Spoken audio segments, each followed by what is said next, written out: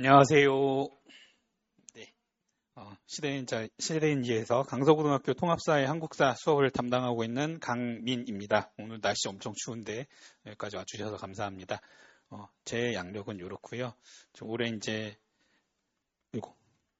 시작한 지가 11년째입니다. 10년 한 바퀴를 돌았는데도 지금 11년째 설명회를 굉장히 많이 하고 오늘도 지금 앞에 오전에 진명여고 설명을 했었고 어제도 이제 목동다원에서 목동고 설명을 했는데 설명회를 해도 떨려요. 그래서 지금 상당히 지금 거기다 이제 아메리카노를 한 잔 마셨거든요. 그래서 조금 약간 말이 빠르더라도 어머님이 좀 너그럽게 양해를 해주셨으면 좋겠습니다. 그래도 오늘 어머님들 처음 뵙는 자리였고 좀 머리도 하고 왔는데 이때는 돈을 좀 더 썼거든요. 그래서 이때에 비해서 좀 실물이 떨어지더라도 실망하지 마시고 네. 얼굴이 좀 떨어진다고 수업이 떨어지진 않으니까요. 걱정 마시고요. 네, 그럼 설명회 진행해 보도록 하겠습니다.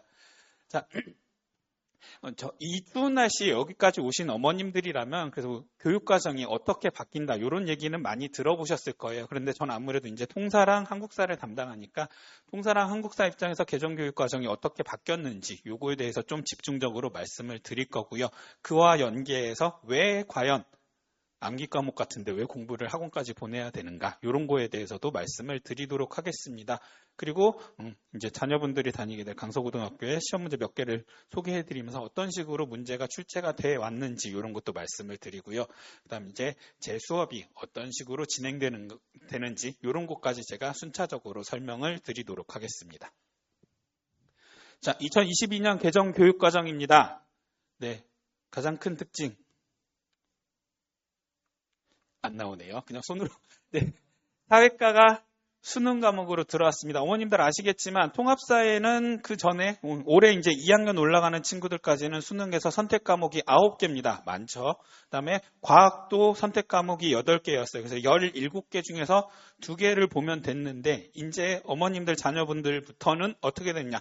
통사랑 통과를 무조건 봐야 되는 수능이 이렇게 바뀌게 됐죠. 그래서 물론 요즘 이제 학생들이 작년부터 이제 페널티가 없어지면서 사탐런 이런 말씀 많이 들어보셨죠. 그래서 뭐 물화 아니면 화생 이렇게 하던 친구들이 사회문화를 갑자기 3학년 올라가면서 선택을 한다든지 이런 식으로 하긴 했었는데 전반적으로는 과학을 선택하는 비중이 높았어요. 그런데 이제는 이제 통합사회, 통합과학을 문이과 상관없이 응시를 해야 됩니다. 제가 대학교 갈 때 수능 볼 때 이제 공통사회, 공통과학을 봤었는데 한 바퀴 시간이 아주 많이 지나다 보니까 이제 다시 이제 통사랑 통과를 다시 이제 수능에서 보는 걸로 바뀌게 되었습니다. 저는 좋습니다. 자, 그래서 어떤 식으로 바뀌었는가? 제가 사실은 이 자료의 기본적인 베이스는 10월달, 11월달에 이제 통합사회 이제 예비고일 설명회를 진행할 때 만들었던 건데 그때 이렇게 제가 제목을 잡았습니다. 통합사회의 역습이다. 제가 그동안 10년간 주요 과목이 아니라고 굉장히 서러웠는데 이제는 자신 있게 어머님들한테 말씀드릴 수가 있어요. 통합사회가 중요한 과목이다. 어떻게 바뀌었는지 먼저 볼게요. 이제 고급지게 바뀌었습니다. 어떤 식으로 고급지게 바뀌었는가? 앞 페이지에서 보셨던 것처럼 선택 과목 9개가 있었는데 그게 없어지고 통합사회로 합쳐졌습니다. 그러면 그 과목들은 날아갔느냐? 그렇지 않아요. 통합사회의 내용들이 조금씩 내려왔습니다. 그러다 보니까 좀 어려워졌고요. 수능 레벨 문제가 충분히 나올 수 있고 심화 연계된 쟁점들이 출제될 수 있는 거고요.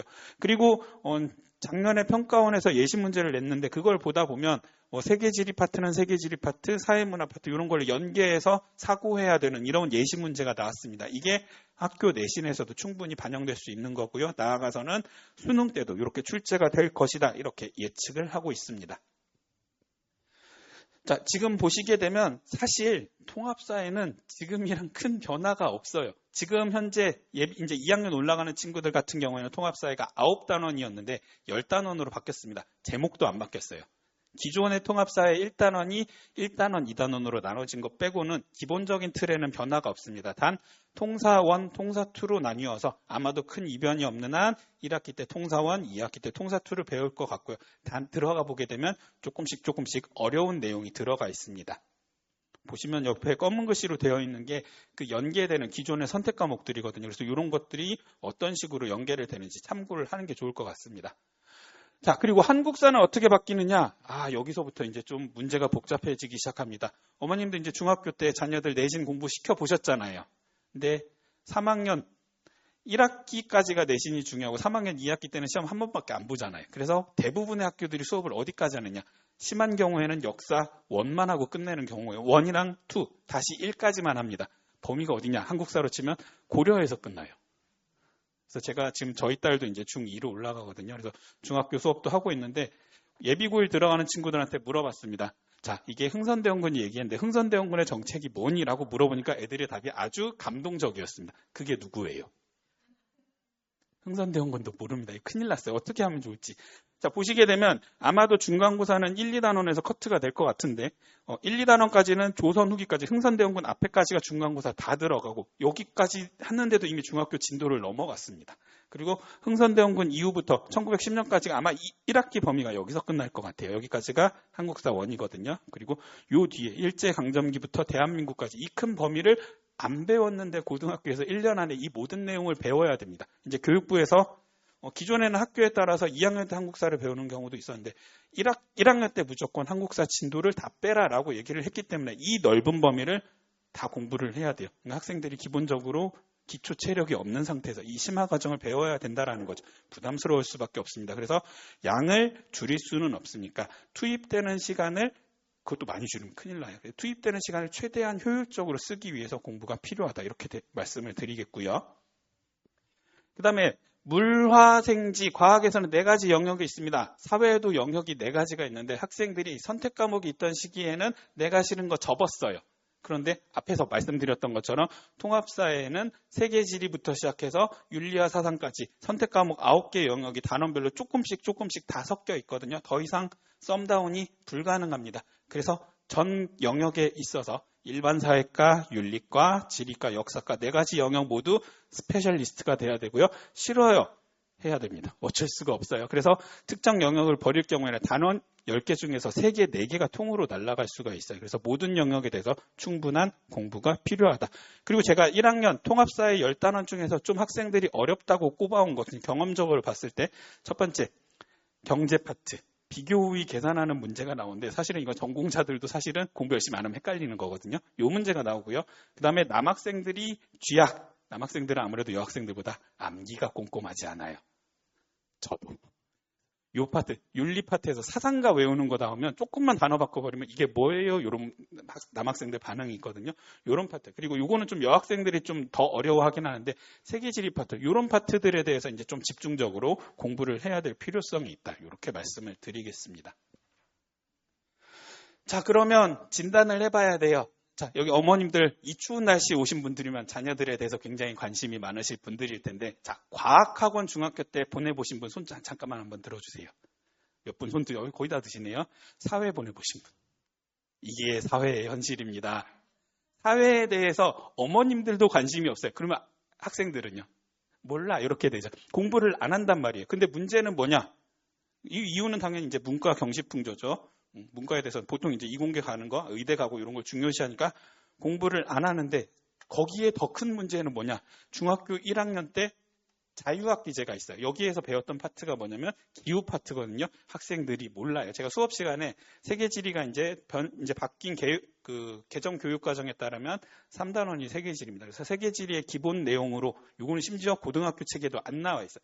자, 세로선은 경선이고 가로선은 위선이에요. 그래서 세경이에 가히 배웠니 안 배웠니? 그게 뭐예요? 또 흥선대원군 시즌2가 나옵니다. 애들이 몰라요.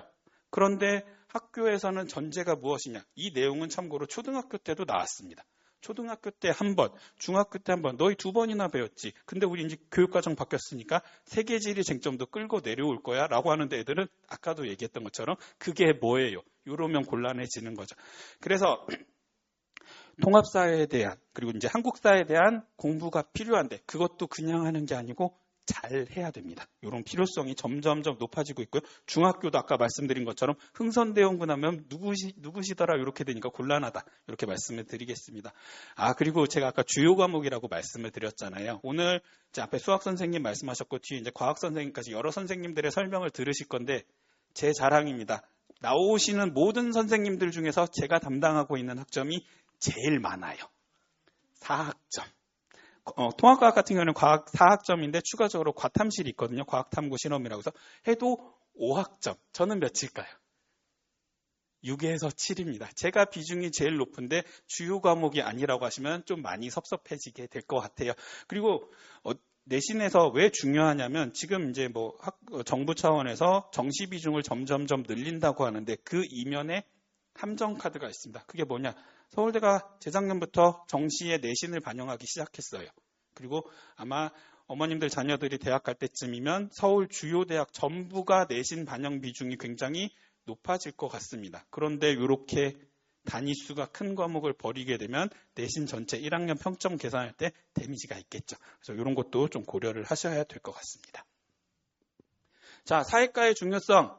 재활용이 가능합니다. 아까도 말씀드렸던 것처럼 학생들, 특히 이과 가는 친구들 사회 1학년 때 적당히 때우고 넘어간다라고 했는데 3학년 되니까 수능 과목이네. 더 이상 이제 일회성 과목이 아니라는 점이죠. 그래서 문이과 공통으로 수능 과목이기 때문에 통사가 중요한 거고요.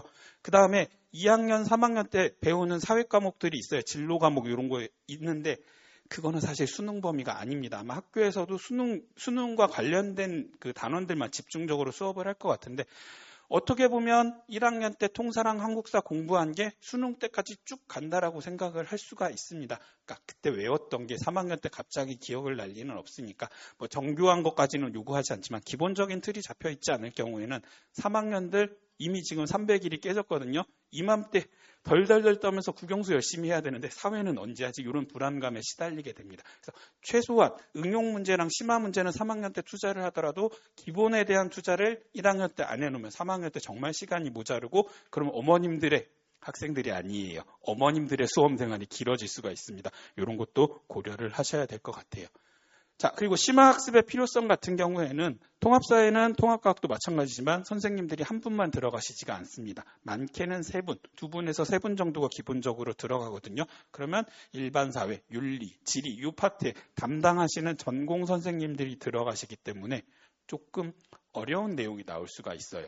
그래서 현행 선택 과목 수준의 문제가 출제된다. 이렇게 되는데 어떤 일이 있었냐면 제가 24년도 2학기에 담당을 했던 학교 같은 경우에 2학기 중간고사는 문제가 그래도 평이하게 나왔어요. 그래서 등급이 터졌거든요. 너무 학생들이 좋은 성적을 받아서 2학기 기말이 되니까 전체적으로 제가 담당하고 있는 학생들도 10점 정도씩 떨어졌어요. 그런데 나머지 친구들이 30점, 40점씩 떨어지니까 얘네들의 등급이 하나에서 2개까지 올랐습니다. 이게 의미하는 건 뭐냐?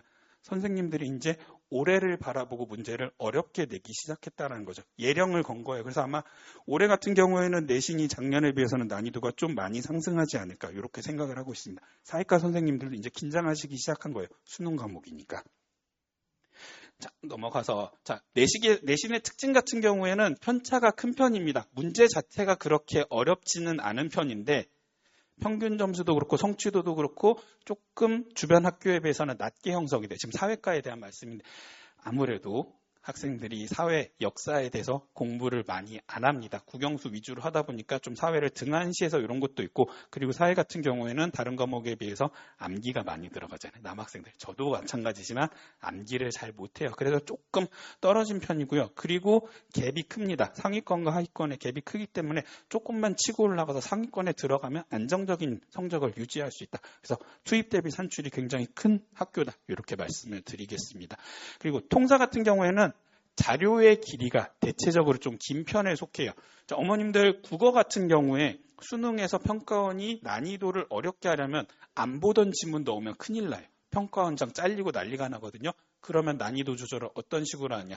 제시문이 B4, A3지 여기에서 이 정도까지 왔는데 추가적으로 한 단 위에 3분의 1 정도를 추가적으로 붙여버리게 됩니다. 그러면 평균적으로 한 문제에서 한 문제 반 정도 등급이 떨어지게 돼요. 왜 그럴까요? 읽는데 시간이 많이 걸리거든요.